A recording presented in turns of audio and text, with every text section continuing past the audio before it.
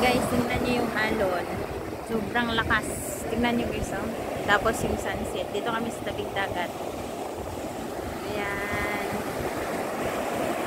Tingnan nyo po. Oh, diba? Ganun siya kalakas.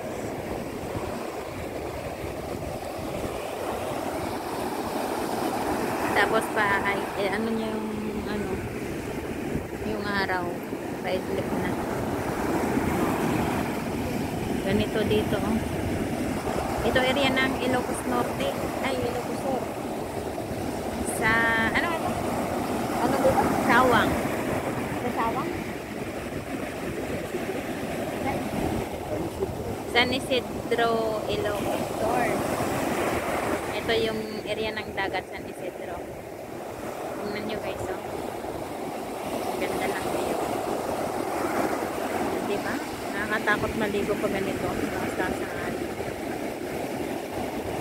Matatapon ka sa gitna or sa gilid. Nabuti kasi dito lang siya papalapit sa dalampasigan. Yung takbo ng alon. Hindi doon sa palagitna. Kasi kung sa gitna siya guys, mahirap. Malalim kaya. Malakas ng malakas ng alon. O, tingnan nyo guys. Tapos, mag 5:30 pa lang dito. Kaya yung araw papalubog na rin. Yan, tingnan nyo guys. Ang ganda maligo dito pag tanghali. Baon lang ng ng cream para hindi magka-sunburn. Yan. Pakinggan natin yung hampas ng balon. Oh, diba? Ang lakas. O, diba? Sobrang sobrang malalaki. Kasi, ano po siya, tawag dito, malakas yung hangin.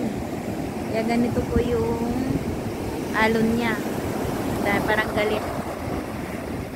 Kasi malakas yung hangin sa dalampasigan. Yan. Yan, tingnan niyo.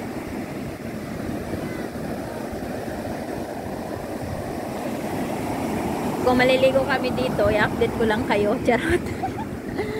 Kung kailangan ko wedding suit. Pero siguro hindi. Duman lang kami para makita lang yung view. May papakita ko sa inyo. So, ganun po kalawak yung area ng Ilocos Sur.